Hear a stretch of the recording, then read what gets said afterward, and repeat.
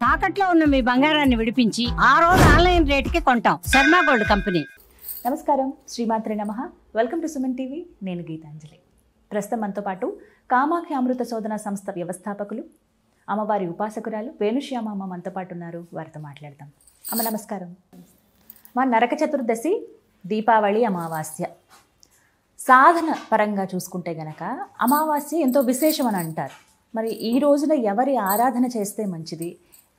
జపం చేసుకునే వాళ్ళు ఎలాంటి నామంతో జపం చేసుకోవచ్చు? అసలు ఆ రోజు విధిగా చేయవలసింది ఏంటి? 2 రోజుల్ని ఏ విధంగా సాధన పరంగా మలుచుకుంటే మంచిదంటారు? దీపావళి మీరు చూస్తే చాలా మంచిగా ఏంటి అంటే రాక్షసుడిని చంపి దీపాలు అంటే దైవాన్ని తెచ్చిన రోజే దీపావళి.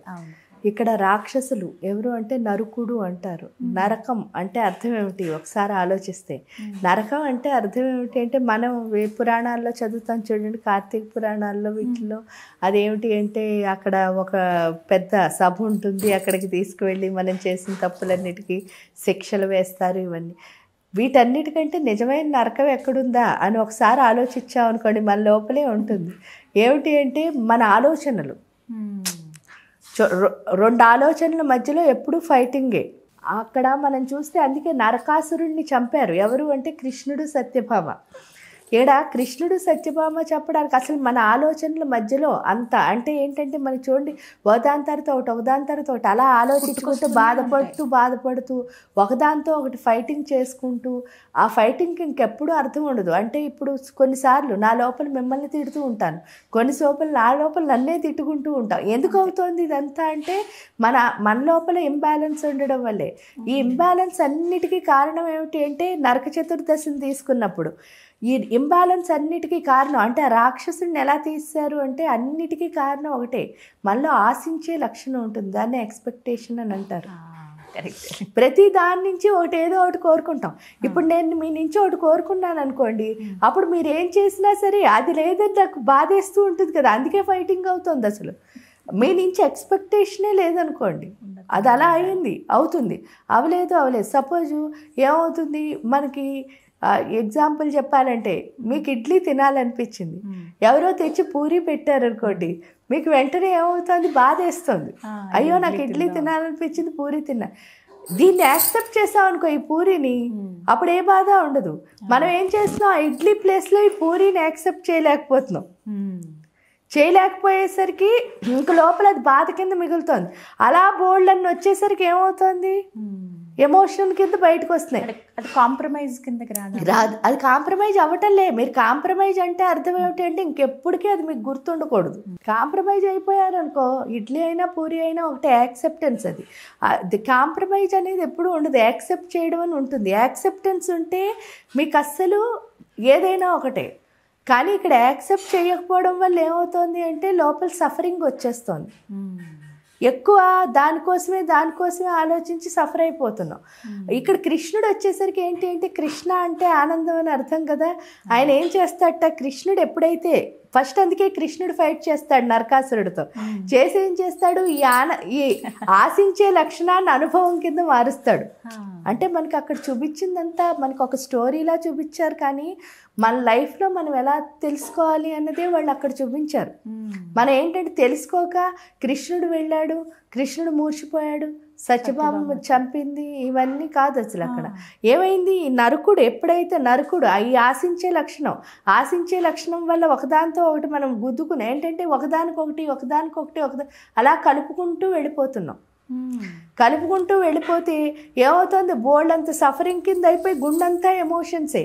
అలాంటి వాటిని కాస్త చిన్న ఎంజాయ్మెంట్లు చేయడం నేర్పిస్తూ ఏం చేస్తాడు అంటే, అందుకే చూడండి ఫస్ట్ భార్యాభర్త ఉన్నారు ప్రతి ఇంట్లోనూ జరుగుతుంది.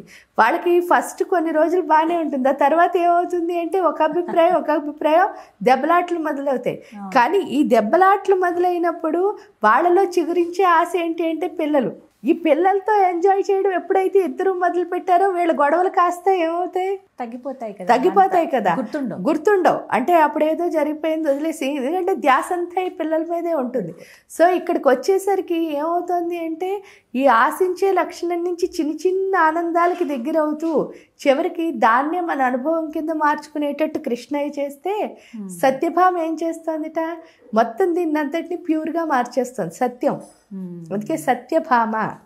భామ అంటే అర్థం ఏమిటి అంటే, అసలు స్త్రీలలో మీరు చూస్తే పద్మిని జాతి స్త్రీలని, ప్రణయిని జాతి స్త్రీలని, భామిని జాతి స్త్రీలని, గోపిక అని, ముగ్ధ అని 5 రకాల స్త్రీలు చెప్తారు. అంటే స్త్రీల్లో 5 కేటగిరీలు ఉంటాయి. పద్మిని జాతి స్త్రీలు వీళ్ళందరి గురించి చెప్పుకునేటప్పుడు అందరికంటే ఏంటంటే స్పెషల్ క్వాలిటీ స్త్రీలు కొంతమంది ఉంటారు, వాళ్ళని భామిని జాతి స్త్రీలు అంటారు. ఈ భామిని జాతి స్త్రీలు అంటే ఏంటి అంటే వాళ్ళలో లేని లక్షణం ఉండదుట. పద్మిని జాతి వాళ్ళ దేవతల్లా అందంగా ఉంటారట. ప్రణయిని జాతి స్త్రీల్లా కవ్వించడం అలాంటివి కూడా వస్తూ ఉంటాయట. ఈ భామిని జాతి స్త్రీలు అంటే లీడర్షిప్ క్వాలిటీస్, అంటే కాలంటే ప్రేమగా చేయగలరు. ఇప్పుడు కృష్ణుడితో ఎంతో బాగా శృంగారం అంతా మళ్ళీ ఇక్కడ తోటికోడళ్ళతో దెబ్బలాట్లు ఇలాంటివన్నీ చేసింది, వెళ్ళి నరకాసుడు లాంటి రాక్షసుడితో యుద్ధం కూడా చేసింది. అంటే ఇది ఉంటుంది అటు, ఆ ధైర్యం కూడా ఉంటుంది.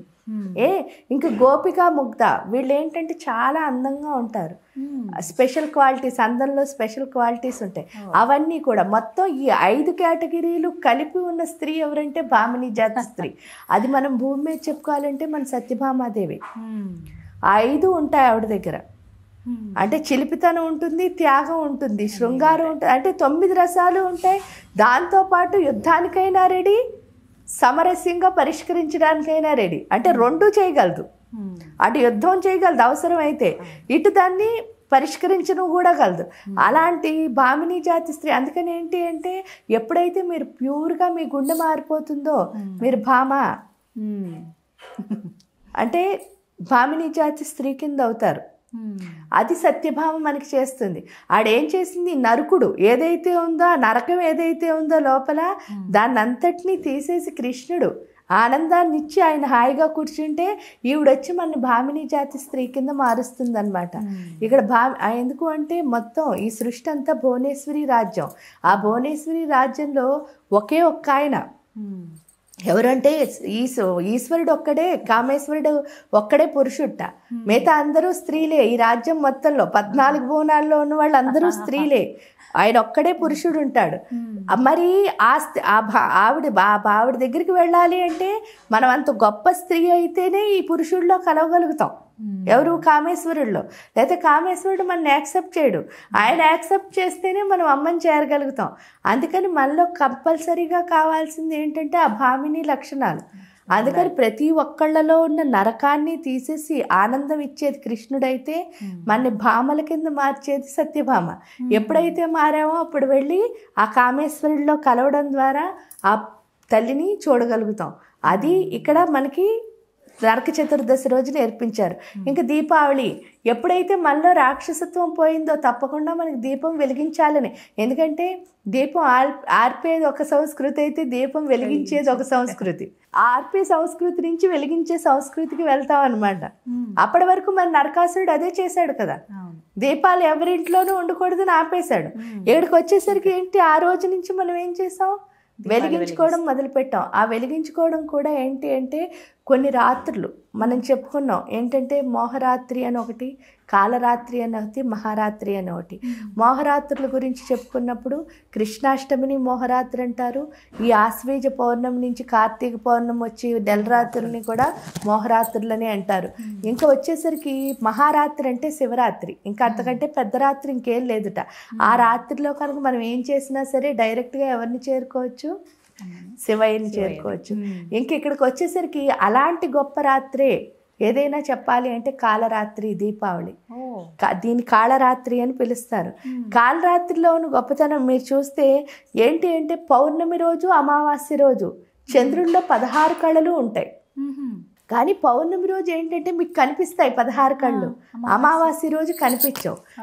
ఏంటి అంటే కనిపించే దాంట్లో మీకు పూర్తిగా కనిపించేస్తుంది కదా, శక్తి కొంచెం తక్కువ ఉంటుందిట. కనిపించని దాంట్లో ఏంటి అంటే చాలా పవర్ఫుల్.